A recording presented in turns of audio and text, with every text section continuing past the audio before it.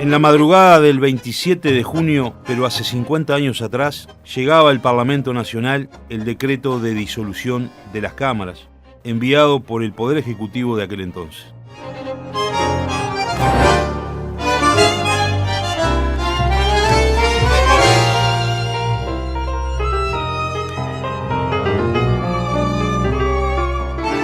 No se puede conmemorar la heroica huelga general sin hacer mención al golpe de Estado que diera Juan María Bordaberry. La historia no es otra cosa que una serie de acontecimientos que se van gestando a medida que pasa el tiempo y que tiene como causa las decisiones tomadas por hombres y mujeres. La década del 60 y sus acontecimientos fueron sin duda el preámbulo para el peor capítulo de la historia de nuestro país, y recordar es una obligación ineludible.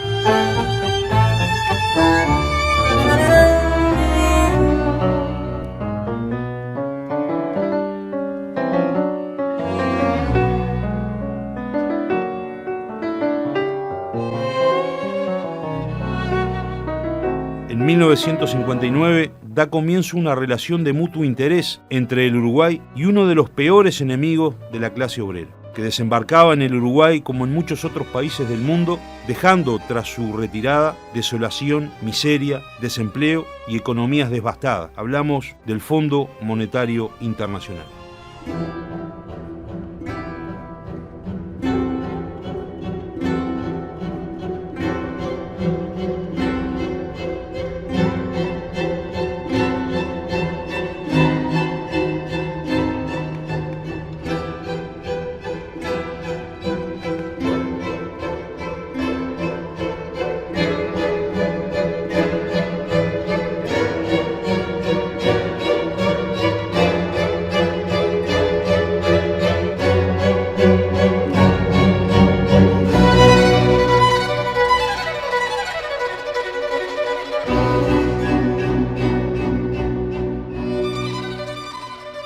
Esto repercutió inevitablemente y en forma negativa en la economía del país. Había comenzado un proceso de endeudamiento insostenible y el sometimiento a los organismos financieros internacionales. En 1959 el Fondo Monetario Internacional llegaba al Uruguay y un año después, en 1960, ya se firmaba la primera carta de intención con el organismo principal responsable de la devastación democrática en muchos países del mundo y cuyo único objetivo es colonizar naciones soberanas a través del sometimiento económico de los pueblos.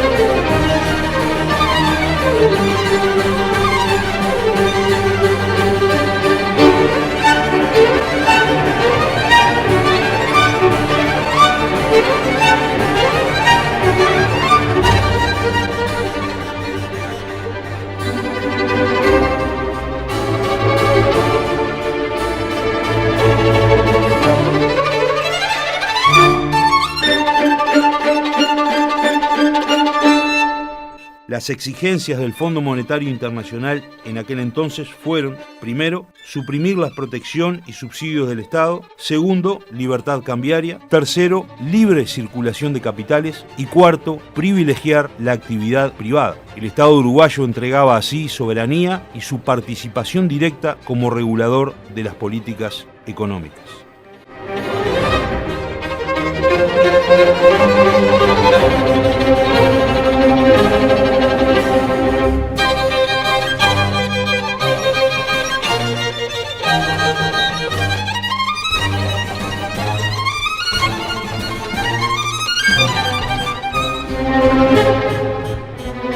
El 28 de junio de 1968 se decreta la congelación de salarios, previo a la realización del ajuste del mes de julio de ese año, y que implicaría un ajuste del 63%, ya que la inflación había alcanzado estos niveles.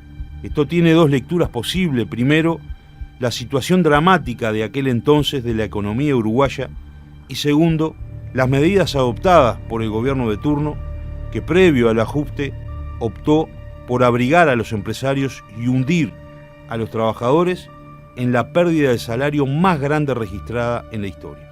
Sumado a esto último, la suspensión de los consejos de salario, dejando en manos del Poder Ejecutivo mediante decreto los ajustes salariales. En noviembre de 1971, las elecciones desplazan al boxeador Jorge Pacheco Areco, que gobernó utilizando dos instrumentos devastadores para la democracia: los decretos y las medidas prontas de seguridad. El cambio no fue mejor. El 1 de marzo de 1972 asumía Juan María Bordaberry, llegado de una de las familias ganaderas más poderosas del Uruguay, el arquitecto del golpe de Estado, el gran traidor de la patria.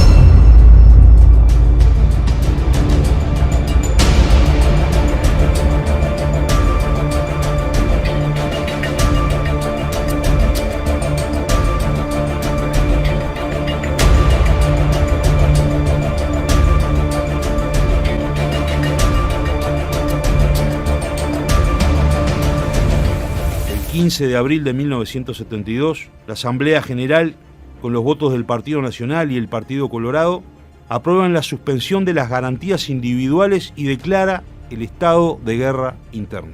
Esto significó carta libre a las Fuerzas Armadas para la represión, en un Uruguay donde los sectores populares, el movimiento sindical, estudiantil y las organizaciones sociales en su conjunto hacían sentir su rechazo a las políticas del nuevo gobierno, que profundizó en materia de restricción de derechos y aplicó la más brutal represión a la población, principalmente a militantes estudiantiles y trabajadores.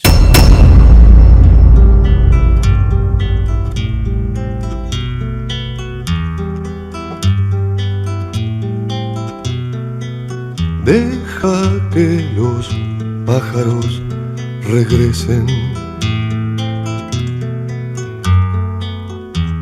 Suelta de tu jaula sus cantares, rompe los alambres que entristecen.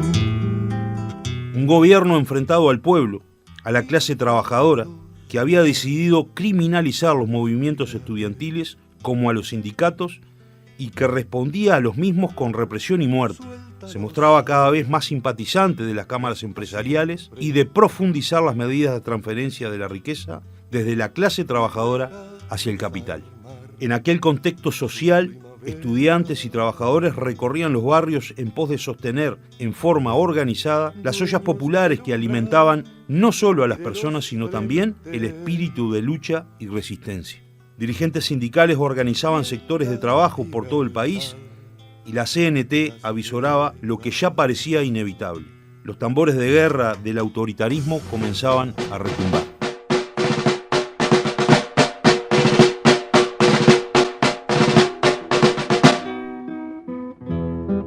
Cielito, cielo que sí, cielo del 69, con el arriba nervioso y el abajo que se mueve. Que vengan o que no vengan, al pueblo nadie lo aficia, que acabe la caridad y que empiece la justicia. El compromiso asumido por la clase trabajadora organizada no podía ser otro que resistir. Resistir al golpe en caso de darse, resistir a la dictadura como fuera, con el pueblo y en la calle. Diferentes consignas se hacían eco en los barrios, en los centros de trabajo, entre los estudiantes. Pero la más significativa, sin duda alguna, fue la que partió al Uruguay en dos, dejando a los traidores golpistas de la democracia en un lado de la grieta y del otro al pueblo organizado. Si hay dictadura, habrá huelga. Con el arriba nervioso y el abajo que se mueve. Que vengan o que no vengan, igual sabrán la noticia. Se acabó la caridad y va a empezar la justicia. Con esta consigna, la CNT advertía a los aventureros golpistas que la resistencia estaba comprometida y que el pueblo no entregaría su soberanía así nada más. Habrá lucha. El 27 de junio de 1973, el Poder Ejecutivo decreta la disolución de las cámaras. Moría la democracia. Sería creado posteriormente el Consejo de Estado.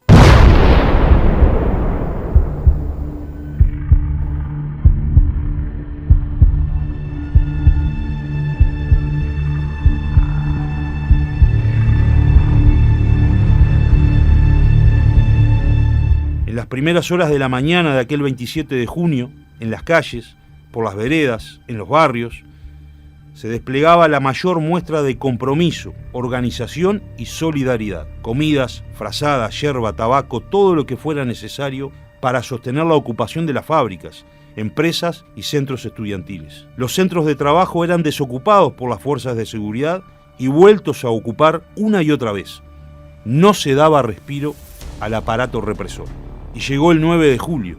Un niño trajo la blanca sábana a las 5 de la tarde. El 9 de julio de 1973, por Radio Sarandí, el periodista Rubén Castillo daba lectura al poema Llanto por Ignacio Sánchez Mejía, de Federico García Lorca. A las 5 de la tarde, eran las 5 en punto de la tarde. Un niño trajo la blanca sábana a las 5 de la tarde. Una espuerta de cal y prevenida a las 5 de la tarde. Lo demás era muerte y solo muerte a las 5 de la tarde. El viento se llevó los algodones a las 5 de la tarde. Y el óxido sembró cristal y níquel a las 5 de la tarde. Ya luchan la paloma y el leopardo a las 5 de la tarde. Insistentemente se escuchaba por las bocinas de las radios de comercios, fábricas ocupadas, los hogares, en el transporte público, a las 5 de la tarde. A las 5 de la tarde. Aquella porfiada frase que se repetía parecía esconder un mensaje, una consigna, una convocatoria. Y a las 5 de la tarde, en pleno centro de Montevideo, el pueblo dijo presente. Un mar de gente desbordó la 18 de julio. En la esquina de Julio Herrera y Oves y 18, al grito de Libertad CNT, aparecían los trabajadores de la bebida que se entreveraban en aquella masa incontenible de gente.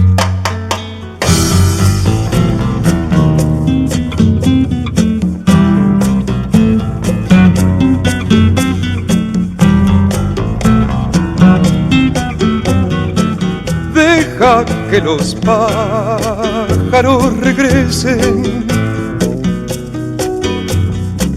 ábreles el sol de tu ventana,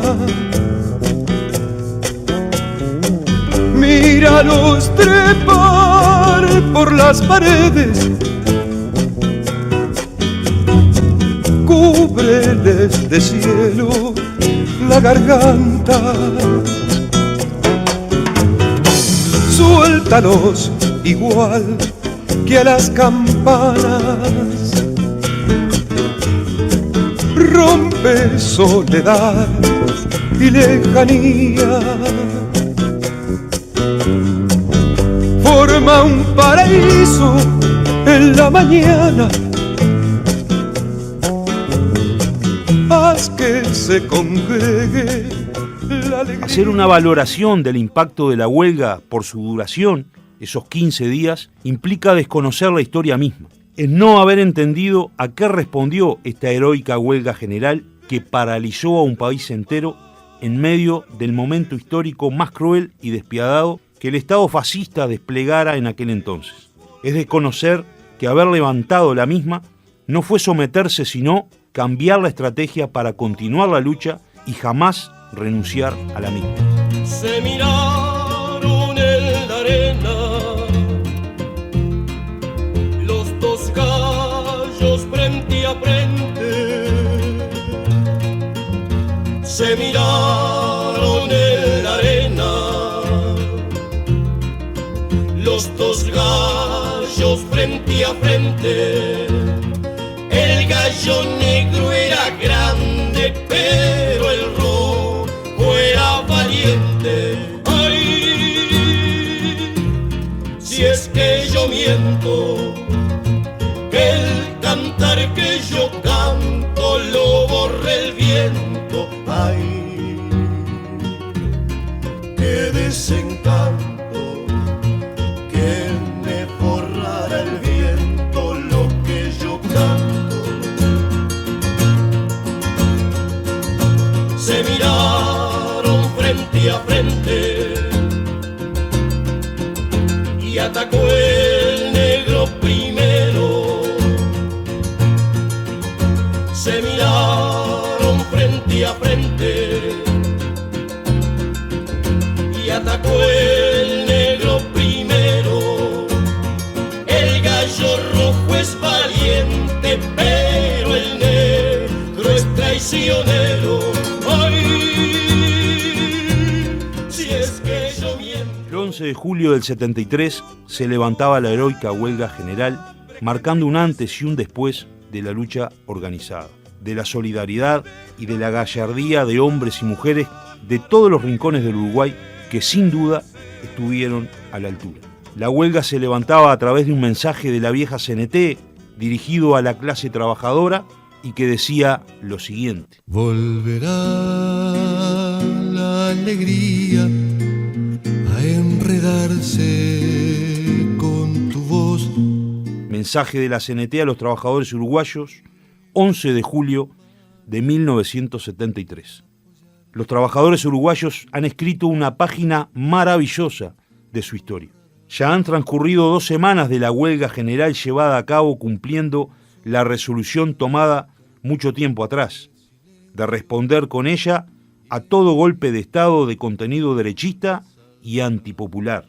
La CNT ya en el año 68, año del Congreso del Pueblo, había advertido que de haber golpe de Estado habría huelga general. El mensaje continuaba diciendo: es imposible en este mensaje relatar pormenorizadamente esta heroica batalla.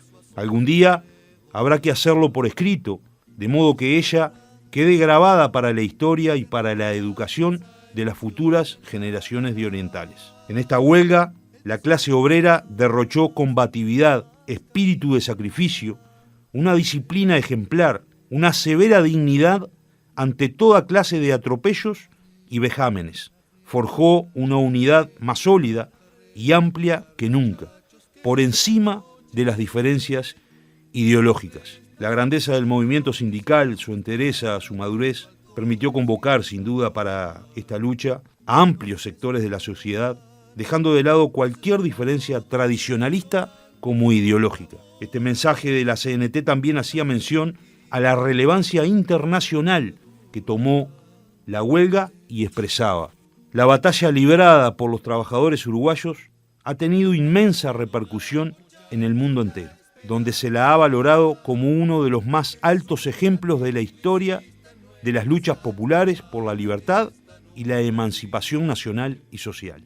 Emancipación de la República del sometimiento y explotación imperialista por el aplastamiento de la rosca oligárquica que amasa millones a costa del hambre de los trabajadores y de la ruina nacional. Porque el corazón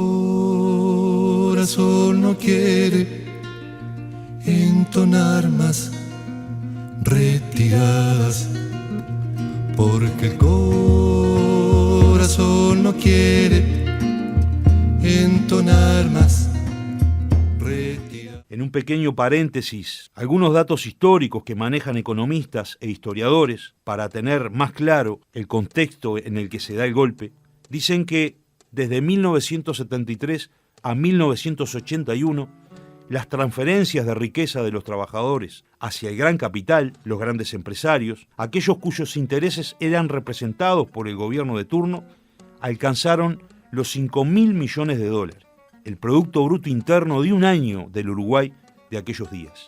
Riqueza que debió haber sido distribuida entre los trabajadores y trabajadoras, pero que terminó en las cuentas bancarias de los cómplices del Estado terrorista. Pero no conforme con esto, los aportes patronales a la seguridad social bajaron de 32% a 10%. Otro dato que demuestra sin duda alguna que el golpe fue el instrumento para controlar el descontento popular que estas y otras medidas dejarían como resultado. Continuaba diciendo la carta: esta gloriosa CNT que nadie podrá destruir anudó lazos inquebrantables de alianzas con los estudiantes, la universidad, los intelectuales honestos, con todas las fuerzas sanas de nuestro pueblo, para elaborar una plataforma de soluciones imprescindibles y así sacar del pozo de la crisis económica y social a nuestra república, que fuera hundida por la clase dominante, quien la entregara en forma indigna al capital extranjero.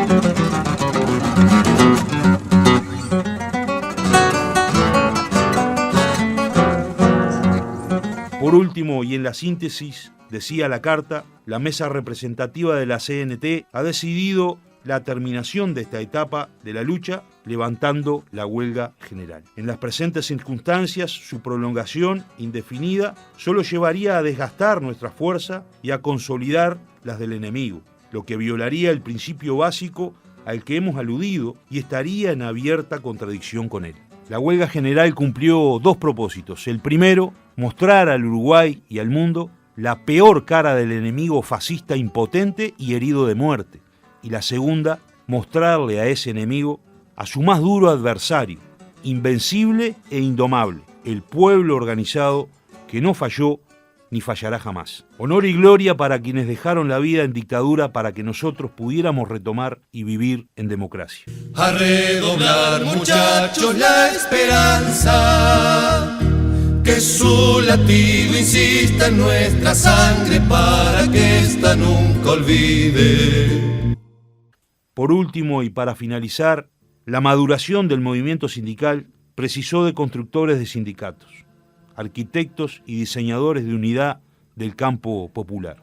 Uno de ellos, sin duda, fue Enrique Rodríguez, secretario general de su sindicato, el SIC, Sindicato de Obreras y Obreros del Calzado, fundador de la UGT y luego de la CTU, que hiciera posible la Convención Nacional de Trabajadores, la vieja y querida CNT, y para quienes lo conocieron y tuvieron la oportunidad de compartir tiempo de militancia con él, un orador brillante y que en la sesión del 26 y 27 de junio de 1973, en su rol de senador de la República, decía lo siguiente: después de esta jornada aciaga, en la calle, en la dura lucha, en las confrontaciones, en la sangre que seguramente verterán los que han llevado al país a esta encrucijada, más allá de todo esto, surgirá un pueblo que, como aquí se ha dicho, no ha nacido para ser esclavo. Y en el centro de ese pueblo, que nadie lo dude, que nadie tenga un asomo de duda, estarán las fuerzas que componen el núcleo político que nosotros representamos. Y dentro de él estará, lo digo con orgullo, con la bandera desplegada, la clase trabajadora del Uruguay que nunca ha fallado en las causas populares y que no fallará ahora. ¡Viva la clase trabajadora! ¡Viva la democracia! ¡Viva el movimiento popular! Y que viva por siempre en nuestra memoria la heroica huelga general. ¡Salud! A redoblar, a redoblar, a redoblar, a redoblar, muchachos, esta noche. Cada cual sobre su sombra, cada cual sobre su asombro, a redoblar, desterrando la falsa emoción, el la, el beso fugaz, la mascarita de la fe, a redoblar, a redoblar, a redoblar, a redoblar, a redoblar, muchachos, que la noche nos presta sus camiones y en su espalda de balcones y zaguán nos esperan otros redoblantes, otra voz, harta de sentir la mordedura del dolor.